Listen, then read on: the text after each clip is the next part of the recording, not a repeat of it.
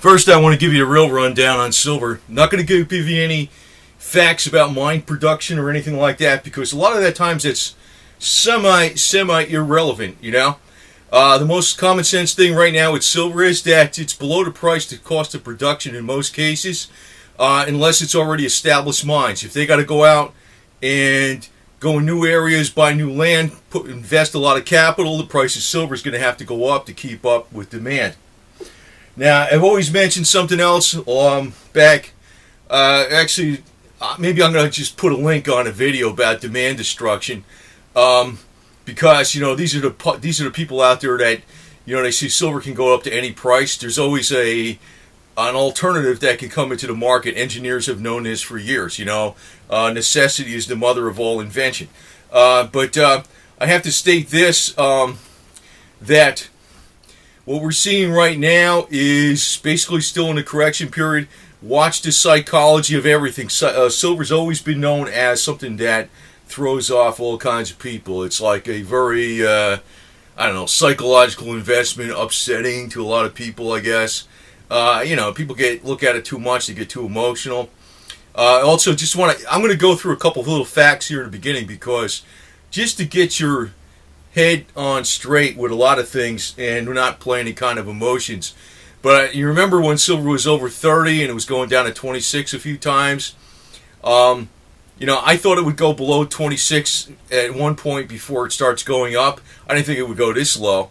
But the traditional classic school of thought was one line in the sand would have been 22.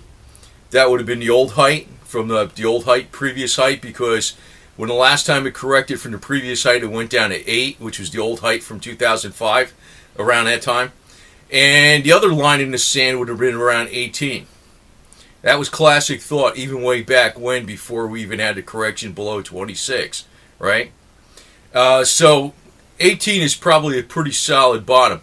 I'm thinking that. I don't know it for absolutely fact, because nobody knows for fact.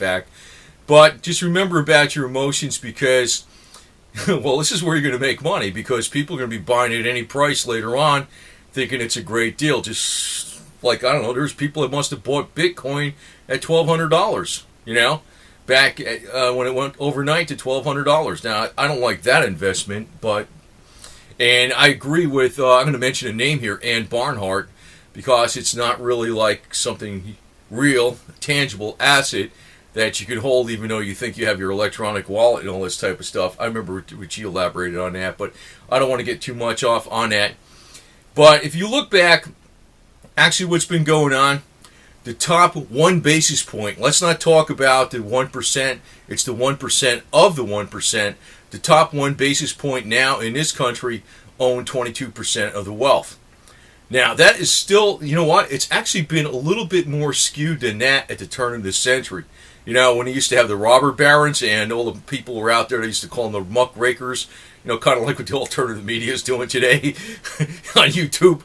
The muckrakers, they used to bring out, that's what broke up Standard Oil and stuff like that. They got the antitrust laws and stuff. That's why they hated President Taft. He was helping, and they hated Teddy Roosevelt because of that reason. But the thing is, I have to state this, history's repeating itself in a lot of ways. And this is where you're probably not going to like this, what I'm going to tell you. We probably really haven't hit the actual, a lot of people are saying we're in a recession. Yes, there's like economic slowdown. The numbers can't be retrusted. But we're actually going into something even better, worse than that, even more extreme. Not better, I would say more extreme than that. I'm not being negative about this. I'm being realistic. We actually have not hit the real global depression, financial crisis deal yet. We haven't. This is the beginning of it. It's been the beginning of it. They've been staving off the problems with, massive QE in various countries and things like that, and different policies of central banks to put things off. We have not gotten into that phase yet. But I'm going to tell you what I think a lot of people are going to pour their money into is old standbys like silver and gold and platinum, palladium, and maybe oil. Now, not to say that they're going to be the forever investment of the freaking, a century from now, that these investments will be good, or maybe even 20 years from now. But there's going to be another hyperbolic bubble in them. And, You look at all the money that's out there, there's a hell of a lot of money they could move into metals like silver and palladium and anything else. But like I said, if it gets too far ahead of itself, necessity is the mother of all invention. They'll find, in other words, with silver, I guess one of the biggest hits they ever had on silver was when digital photography came out. But, it doesn't matter. I mean, because it's like right now there's still like a gazillion different uses for anything. And it's not like the only use that's out there, It's like silver is one of the most, it's the second most widely used commodity behind oil. So it's not like it's just electronics or silverware or whatever. There's a million uses out there for it. But right now, the cost of mining is basically they're running bare bones operations, so it's a good deal right now. But I think though there's going to be a major panic into the metals, and I just want to state this: of the 1 basis point, the 1% of the 1 basis point, the 1% of the 1%, the 1 basis point, 1/100th of 1%, they make most of their money. Actually, if you look at the most wealthy in this country, almost half of their wealth comes from capital gains. It's not from like salaries or benefits or what perks they get or whatever they're doing per se. If they're doing financial advice or whatever, they're not getting money from that. They're getting most of their money from capital gains. And you got to have a patient waiting game, especially with commodities, because when they go up like crazy, and that's when people get all emotional and buy, and that's when you should sell in stages. Another indication that the economy's not doing good is about the average home sales of new construction in the United States is actually dropped a lot. That's another bad thing, because actually 50% of the economy is related to construction and real estate.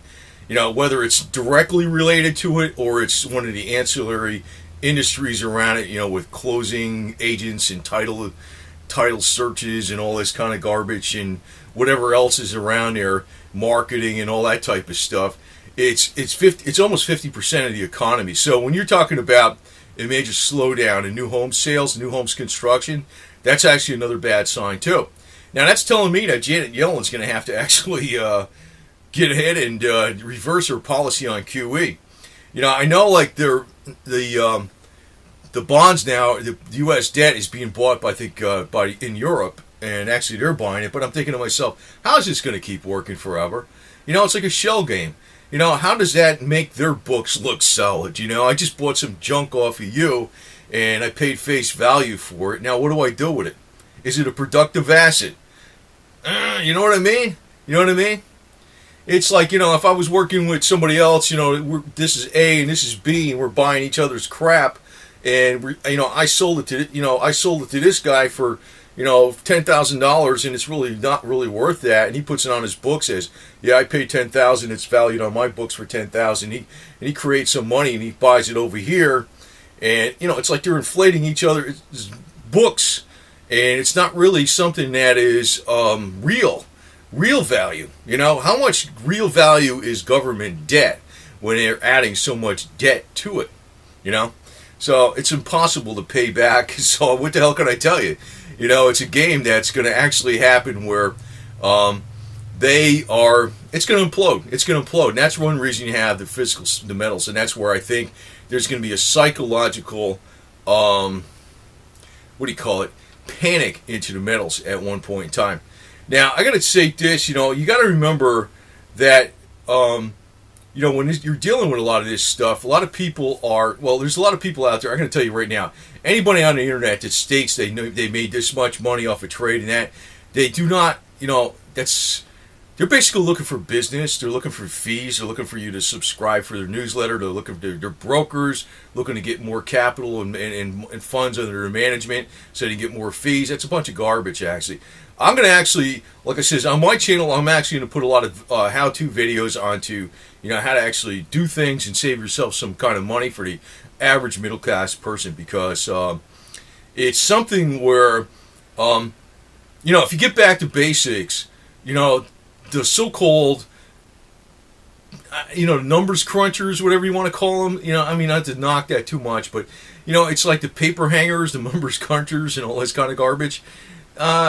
It's like they can't, they can't really freaking put the screws to you if you're really independent.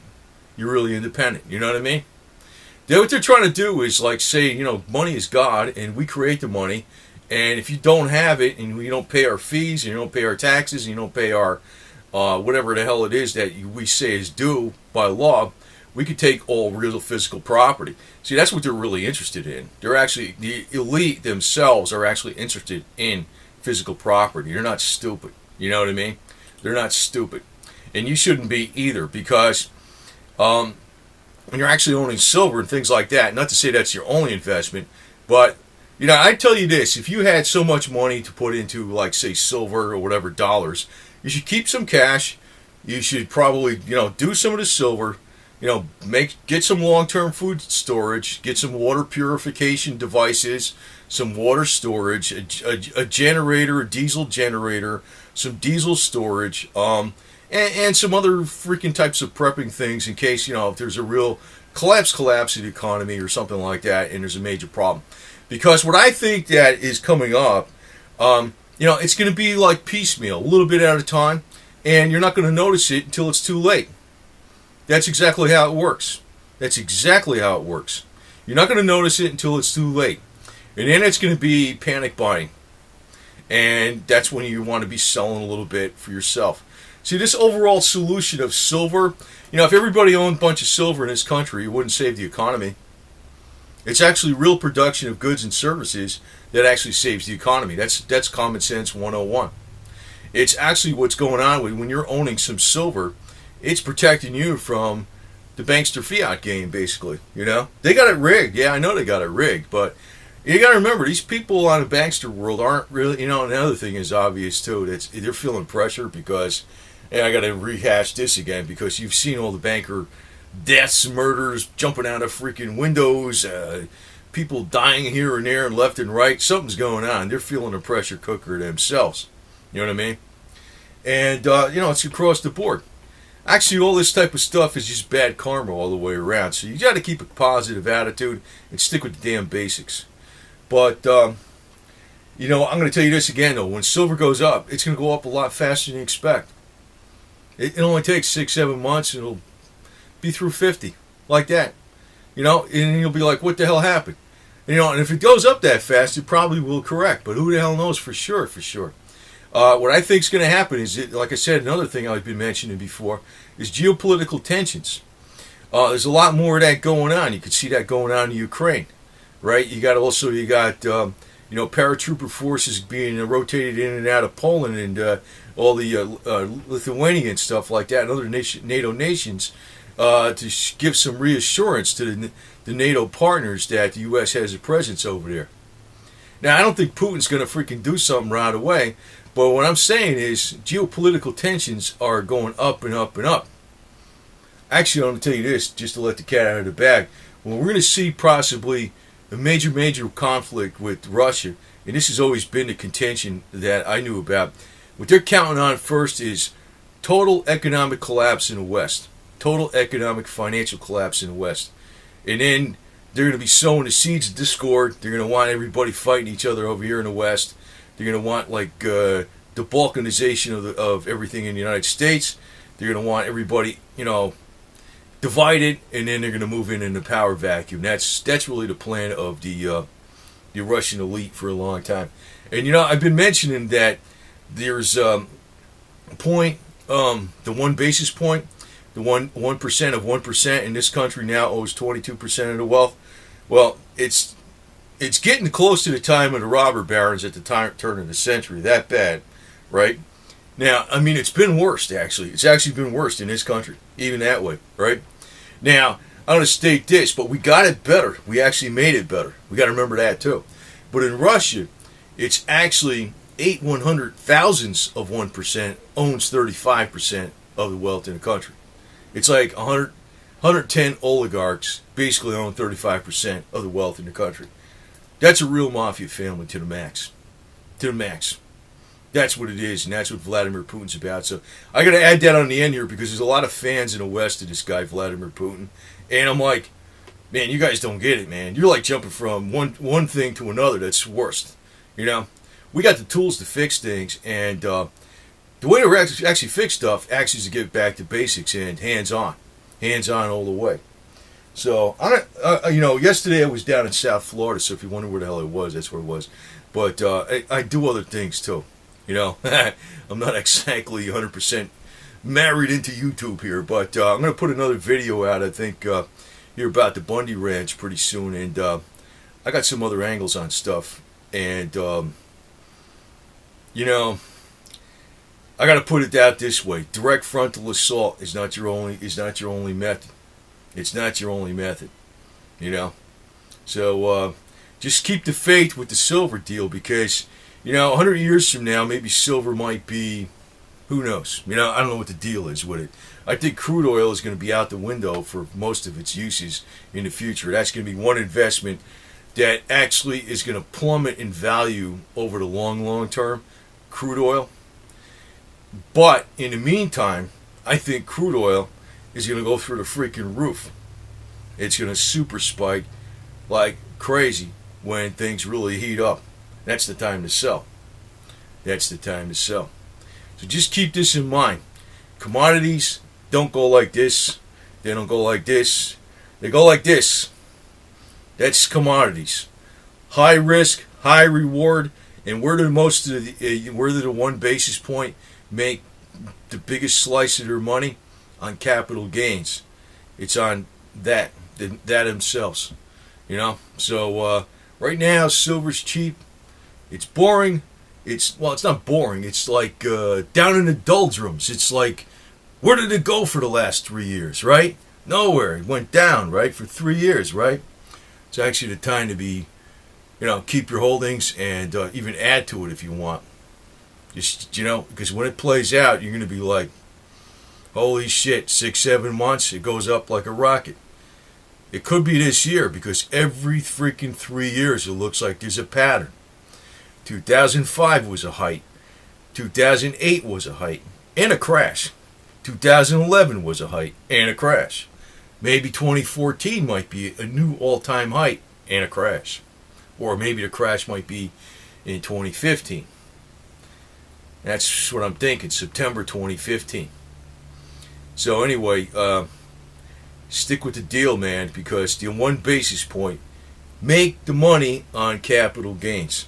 Make the money on capital gains. And it's like you don't throw all your money into a highly volatile thing. That's the other common sense thing. But we are in for, I got to add this too. If you want to actually look at another absurdity check as to what's coming up in the global economy, if you look at the skyscraper index, like when they built the Empire State Building, when that was started? That was a building built in the 1930s during the Great Depression. The Empire State Building. It wasn't even, just to give an example, but now they got buildings in Saudi Arabia that's going to be the tallest building in the world, and also in China is going to be the tallest building in the world. It's going to be completed before the one in Saudi, and then the one in Saudi is going to be the tallest building in the world. But when the Empire, it's just to give an example with the Empire State Building, it's always been this way. Skyscraper index is a damn good index as to when a depression is. They plan these big projects during great outlooks, and they get into these grandiose projects, and then the whole pendulum swings when they're actually under production, but it's already been planned. So a lot of times you see the biggest skyscrapers in the world are actually built during the worst economic times. Like the Empire State Building was built during the 1930s, and they used to call it they used to nickname it the Empty State Building, because nobody rented it. It wasn't even fully rented till the 1950s, I think. That's how long it took to recover. So we're probably going into a long freaking bad economic time with some bad stuff coming. But that does not mean, silver is going to go down. Not silver. You have to understand that. Because silver is an old school thing that's been recognized as money for thousands of years. It don't go away that easy.